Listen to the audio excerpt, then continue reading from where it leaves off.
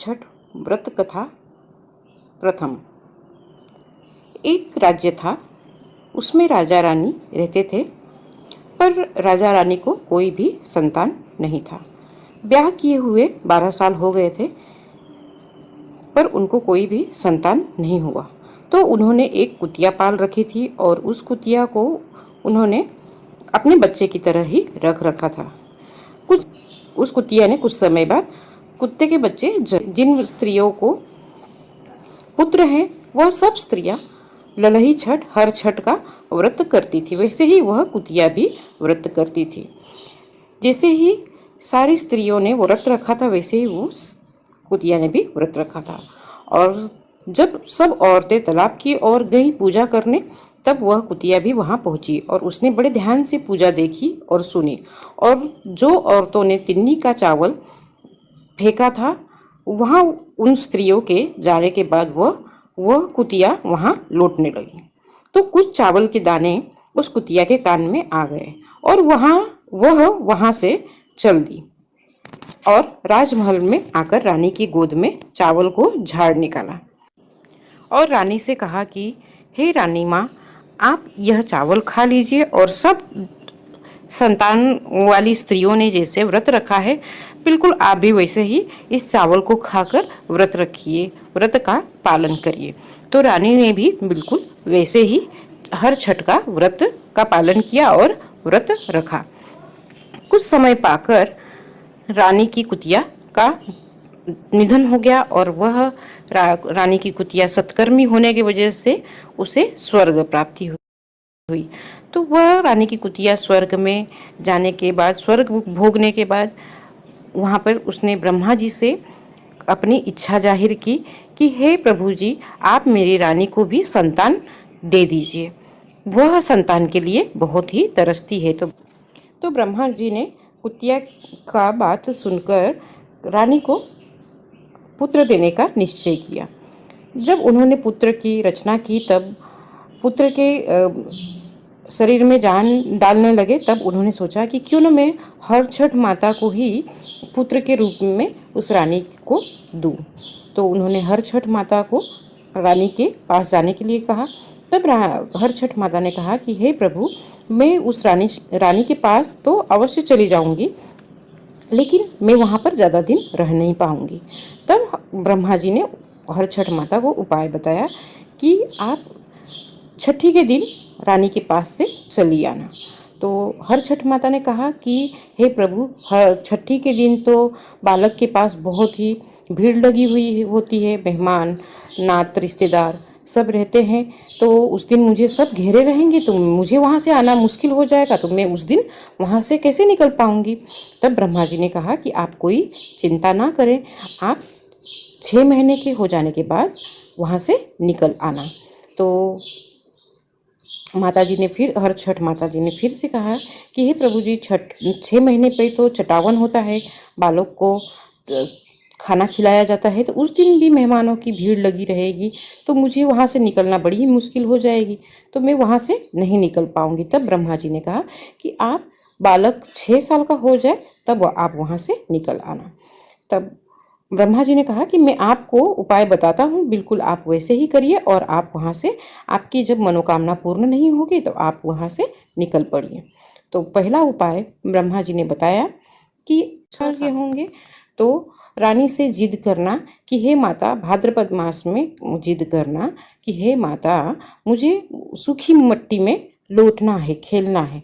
तो माता जी तुम्हें कहेंगी कि भाद्रपद मास में कहाँ सूखी मिट्टी मिलेगी, और वो आपकी जिद पूरा नहीं कर पाएंगे, तो आप वहाँ से निकल पड़ना। अगर ये भी जिद पूरा हो गया तो आप माता जी को कहना कि माता जी, मुझे ऊस चीबना है भाद्रपद मास में। तो माता जी कहेंगी कि भाद्रपद मास में तो ऊस मिलना बड़ा ही मुश्किल हो जाएगा, तो आपको ऊस नहीं मिल पाएगा, ऊख, तो आप वहाँ से निकल पड़ना। अगर ये भी इच्छा पूरी हो गई तो आप माता जी को कहना कि माता जी, मुझे जाना है नाव से नदी के अंदर, तो माता जी आपको भंवर खिलाने नाव के अंदर लेके जाएंगी। नदी के जब बीचों बीच पहुँचेंगी, तब आप माता जी से अपने कहना कि माता जी, मुझे खीर खाना है, तो माता जी वहाँ पर खीर आपको दे नहीं पाएंगी, तो आप वहाँ से निकल पड़ना। अगर ये भी उन्होंने पूरा कर लिया तो आप माताजी को कहना, जब आपकी माताजी हर छठ का व्रत करके तालाब से जब घर पे पहुंचेंगी, राजमहल पहुंचेंगी, तब आप कीचड़ में सने हुए होकर माताजी के पास आना और माताजी को कहना कि माताजी मुझे गोद में उठा लो। तब आपकी माताजी कहेंगे कि नहीं बच्चा, मैं आपको गोद में नहीं उठा सकती हूँ, आप बहुत ही कीचड़ से सने हो, तब आपकी मनोकामना पूरी नहीं होगी, तो आप वहाँ से निकल पड़ना। तो ये सब बातें कहते हुए उस कुतिया ने सुन लिया था। तो वह उसी रात रानी के स्वप्न में आई और रानी को सारा वृत्तांत उसने कह सुनाया। रानी गर्भ से रही, रानी को पुत्र भी पैदा हो गया और रानी का पुत्र 6 साल का हो गया। भाद्रपद मास आया। भाद्रपद मास में रानी के पुत्र ने कहा कि माताजी मुझे धूल मट्टी में खेलना है। तो माताजी ने कुतिया के बताए अनुसार पहले से ही सूखी मट्टी घर में रख ली थी। माताजी ने बालक को धूल मट्टी में खेलने के लिए सूखी मट्टी दे दी। तो बालक का मनोकामना पूर्ण हो गया। कुछ समय बाद बालक जिद करने लगा कि माताजी मुझे ऊख चीबना है। तो माताजी ने अपने वाड़े में ऊख लगवा रखे थे, वह ऊख काट कर लाकर बालक को चीबने के लिए दे दिया। तो बालक का यह भी मनोकामना पूर्ण हो गया। फिर भरी बाढ़ में बालक ने कहा कि माताजी मुझे भंवर खेलने जाना है नदी में, नाव खेलने जाना है नदी में। तो माताजी बालक को लेकर नाव खेलने, भंवर खेलने नदी के बीचों बीच जाकर पहुंची। तब वहां पर बालक जिद करने लगा कि माताजी मुझे खीर खाना है। तो कुतिया के कहे अनुसार माताजी ने पहले ही खीर बनाकर एक टोकरी में रख लिया हुआ था, दोनिया में रख लिया हुआ था, और वो बालक के सामने उन्होंने वहाँ पे प्रस्तुत कर दिया। तो बालक की यह भी मनोकामना पूर्ण हो गई। जब भाद्रपद मास में हर छठ का व्रत आया, माताजी ने हर छठ किया रानी जी ने, तब पूजन करके जब रानी घर पर पहुंची और वह पीताम्बर धारण की हुई थी, बालक ने देखा कि यही समय सही समय है कि माताजी के सामने मैं जिद करूं और यहाँ से मैं निकल पड़ूं। तो वह बालक माताजी के सामने आया और रोने लगा, गिड़गिड़ाने लगा कि माताजी मुझे गोद उठा लो, मुझे गोद में चढ़ना है आपके। तो माताजी ने कहा कि नहीं बालक, मैंने पीताम्बर धारण किया है, मेरा पीताम्बर गंदा हो जाएगा। तो वह बालक को बस यही उसकी मनोकामना पूर्ण नहीं हुई और वो वहाँ से भागने लगा। जब वहाँ से बालक भागने लगा तो माताजी को ध्यान आ गया कि मुझे इस तरीके से नहीं करना था। तो वो जैसे जैसे बालक भाग रहा है वैसे वैसे माताजी उसके पीछे पीछे भाग रही है कि बालक आ जाओ मेरे पास, बालक मेरे पास आ जाओ, मैं तुम्हें गोद में उठा लेती हूँ।